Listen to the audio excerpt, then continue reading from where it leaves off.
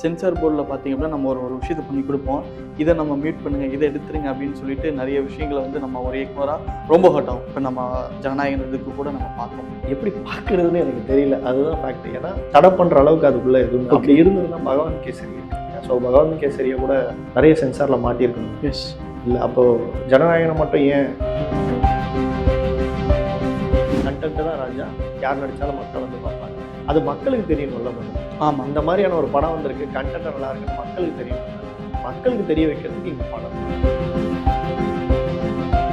சிலருக்கு வந்து அந்த கதை வந்து பண்ண முடியாது.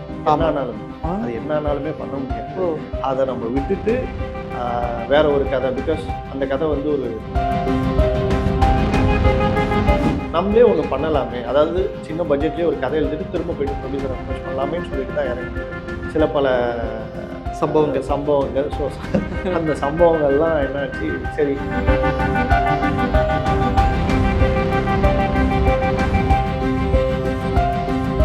திரைமொழி நேயர்கள் அனைவருக்கும் வணக்கம். நான் உங்க ஜித்து. இன்னைக்கு என் கூட ஒரு ஸ்பெஷலான ஒரு கெஸ்ட் இருக்காங்க. வல்லவன் வகுத்ததடா படத்தோட இயக்குனர் விநாயக் துரை இருக்காரு. அண்ணே வணக்கம். வணக்கம் ஜித்து. எப்படி இருக்கீங்க? நல்லா இருக்கேன். சந்தோஷம். நிறைய விஷயங்கள் கேட்கறதா பிளான் பண்ணியிருந்தேன்.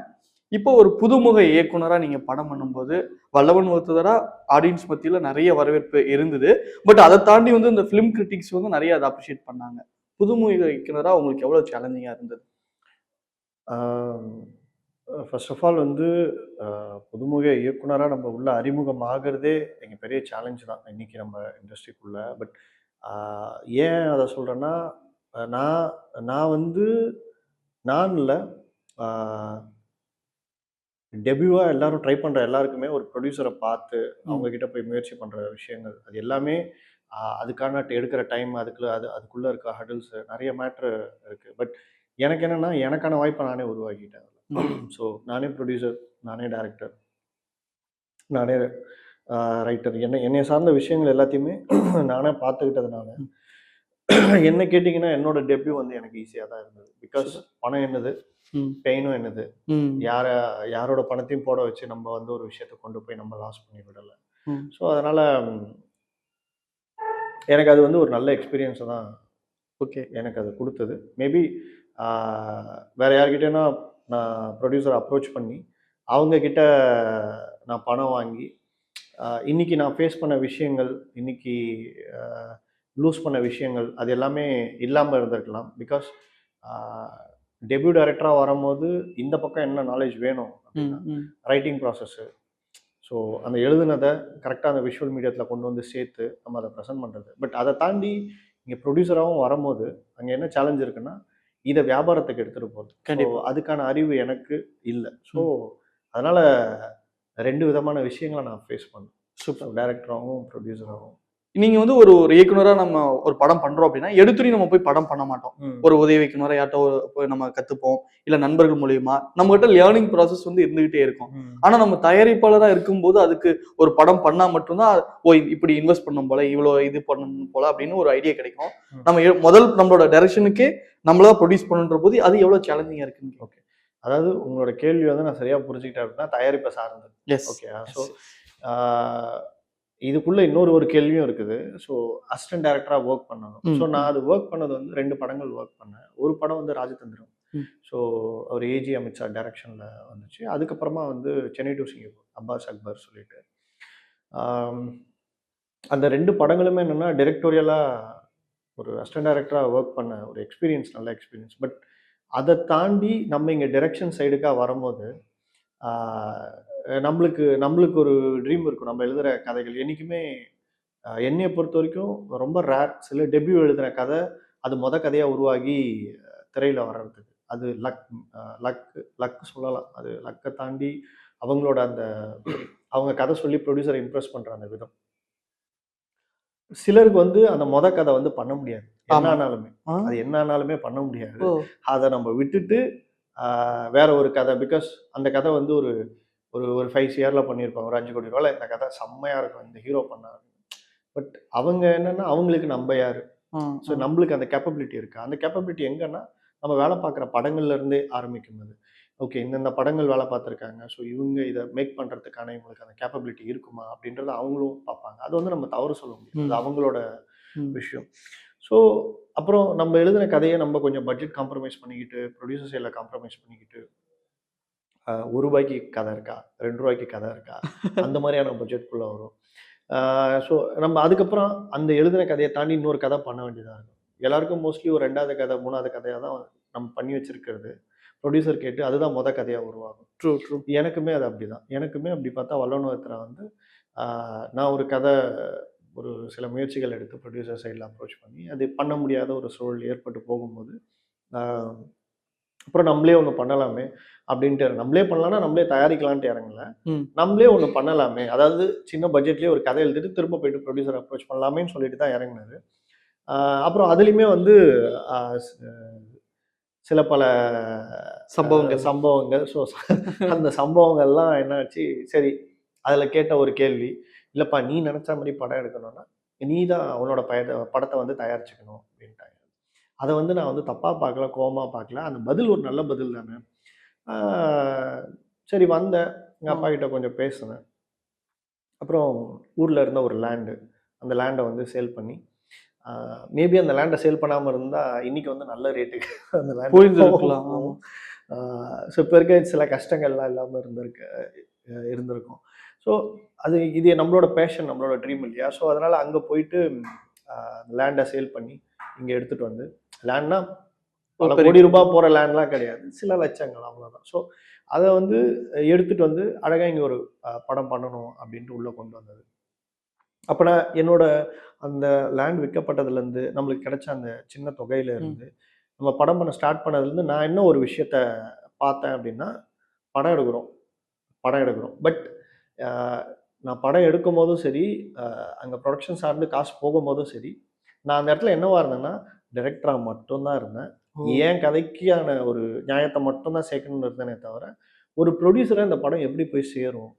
நம்ம போகக்கூடிய ஆட்கள், நம்ம போகக்கூடிய ஆர்டிஸ்ட், இந்த ஆர்டிஸ்ட்க்கு வேல்யூ இருக்குமா? நான் அதுதான் கேட்டேன். கரெக்ட்.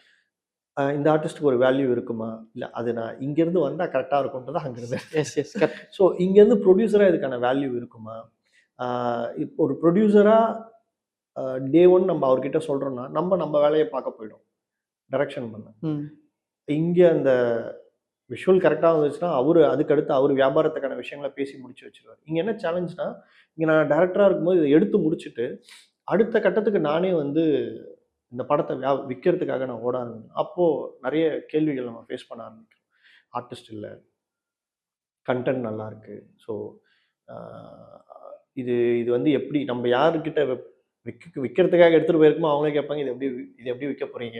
அப்படின்னுவாங்க. அந்த இடத்துலயே வந்து பெரிய இடி இடிச்சா மாரி தான் முடிஞ்சுடா அப்படின்ற மாரி. ஸோ அப்புறம் அவங்க கிட்ட கேட்போம், "இல்ல சார் இங்க இல்ல நான் முயற்சி பண்றேன்" அப்படின்னு தான் சொல்லுவேன். அது அவங்கள தப்பு சொல்ல முடியாது. பிகாஸ் அவங்க சில லிஸ்ட் வச்சிருப்பாங்க. அந்த லிஸ்ட் எல்லாம் போக தான் நம்ம படங்கள் உள்ள போறதுக்கான ஒரு இது கிடைக்கும். நான் என்ன ட்ரஸ்ட் பண்ணேன்னா நல்ல கன்டென்ட். இப்பயே நம்ம இந்த நிகழ்ச்சி பார்த்துட்டு இருக்கவங்களுக்கு கூட எவ்வளோ பேர் படம் பார்த்துருப்பாங்கன்னு தெரியாது. எனக்கு தெரிஞ்சு 90% மக்கள் இந்த படம் பார்த்துருக்க வாய்ப்பு ரொம்ப ரொம்ப கம்மி. குறைவு தான். ஒரு 10% நான் வந்து ரொம்ப ஸ்ட்ராங்கா சொல்லலாம். பிகாஸ் சில வரவேற்பும், சில அப்ரிசியேஷனும், மீடியாவும் அந்த சைட்ல படம் கிரிட்டிக்கலி அக்ளைம்டுன்ற ஒரு நேம் கிடைச்சதுனாலயுமே நான் ஒரு இதுக்காக சொல்றேன் நானு. ஸோ அந்த ஒரு நம்பிக்கை மட்டும் இருந்தது. இந்த ஸ்ட்ராங்கான கன்டென்ட் இது எப்படினாலும் மக்கள்கிட்ட போய் சேர்ந்துருச்சுன்னா வரவேற்கப்படும் அப்படின்னு.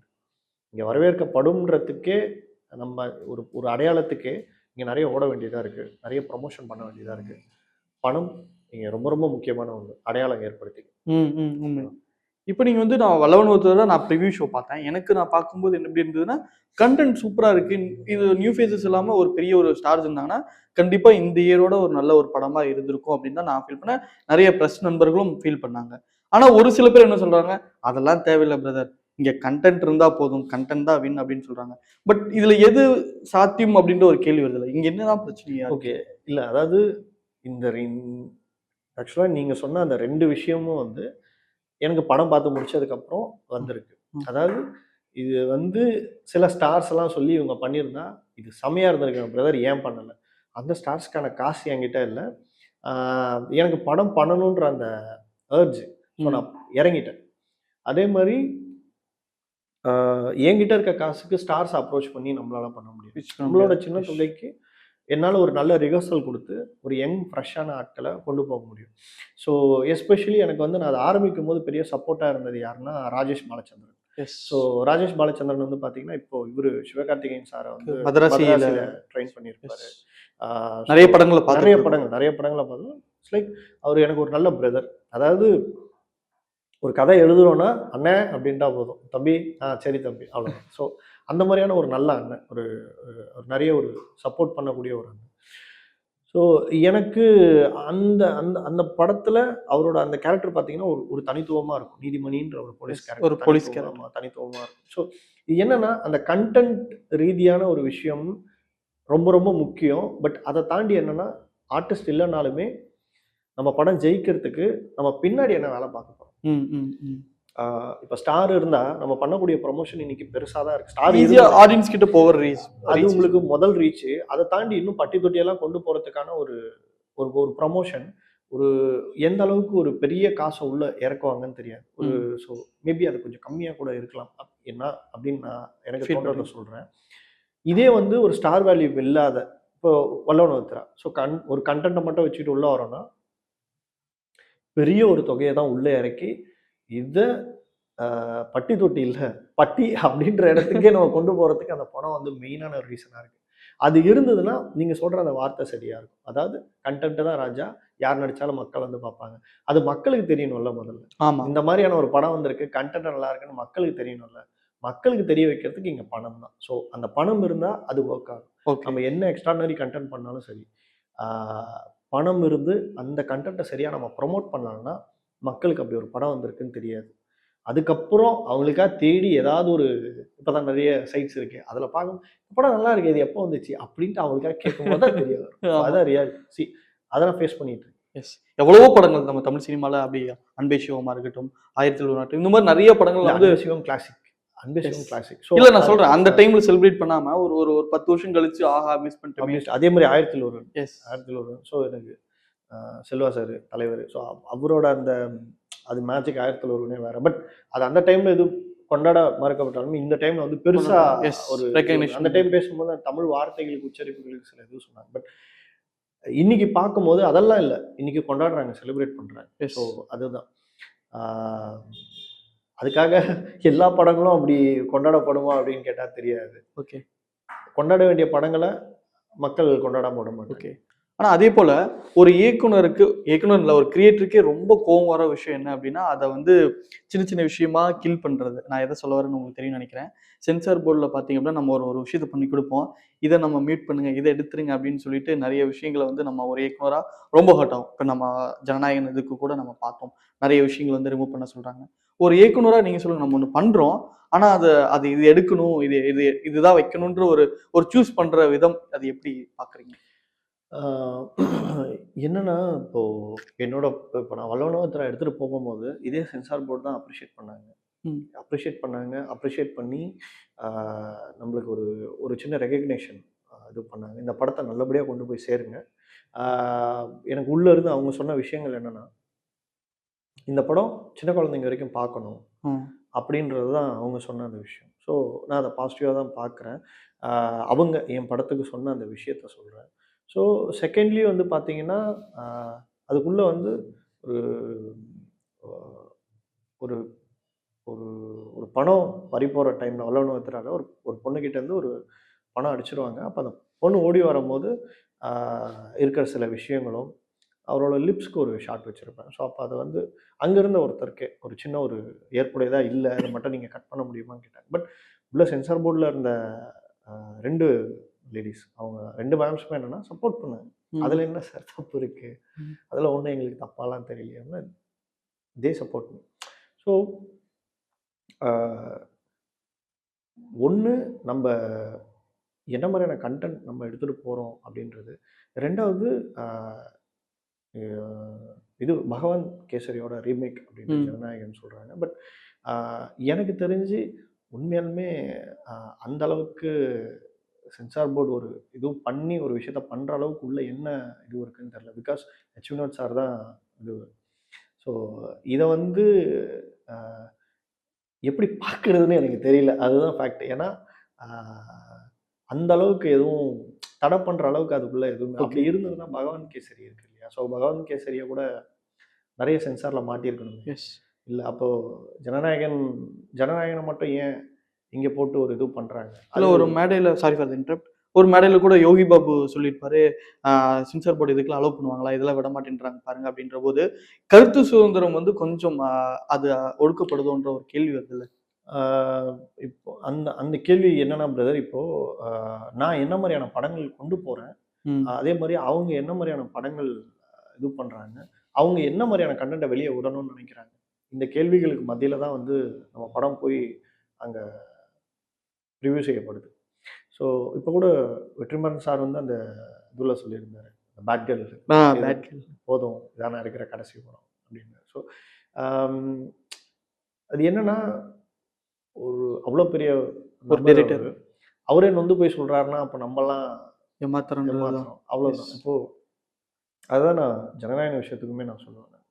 விஜய் சார் படம் அவ்வளோ பெரிய ஜாம்பவான், அவர் வினோத் சாரும் அவ்வளோ பெரிய நபர். ஸோ அவங்க படங்களுக்கே உள்ள மாட்டியிருக்குன்னா உள்ள என்னவா அவங்க சொல்லியிருக்காங்க, என்ன விஷயத்தினால அதை தடை பண்ணியிருக்காங்க அப்படின்னு, என்ன பிளாக் பண்றாங்கன்றதே நம்மளுக்கு உண்மையான புரிதல் இல்லை. அங்க என்ன, ஏன்னா பகவான் கேசரி பார்த்தவங்களுக்கு தெரியும் அங்க எதுவும் இதுவாகல, ஏன் இங்க இந்த டைம்ல இதுவாகுதுன்றதுக்கான காரணம் எல்லாத்துக்குமே ஒரு புரிதல் இருக்கும். நம்ம இதை பேசணும்னு அவசியம் கிடையாது, எல்லாருக்குமே ஒரு புரிதல் இருக்கும். ஸோ என்னை பொறுத்த வரைக்கும் நம்ம அந்த கருத்தை சரியா பதிய வச்சிருந்தோம்னா, இது நம்மளோட கருத்துனா கண்டிப்பா அதுக்கு தாராளமா நம்ம தான் குரல் கொடுக்கணும், நம்ம தான் போராடி ஆகணும் அதை வெளியே கொண்டு வர்றதுக்கு. அது என்ன சொன்னாலும் என்ன பண்ணாலும் ஏத்துக்கப்படியான கட்சி இருந்தா தாராளமா ஏத்துக்கலாம். மற்றபடி வந்து இது நம்மளோட கண்டென்ட்டுக்கே வந்து பறிபோற அளவுக்கான ஒரு விஷயமா இருக்குன்னா நம்ம குரல் கொடுத்து நம்ம கேட்டு பேசிதான் ஆகும். கண்டிப்பா. இவ்வளவு நேரம் எனக்காக ஒரு அழகான பதில்கள் கொடுத்ததுக்கு ரொம்ப நன்றி. நன்றி. தேங்க்யூ.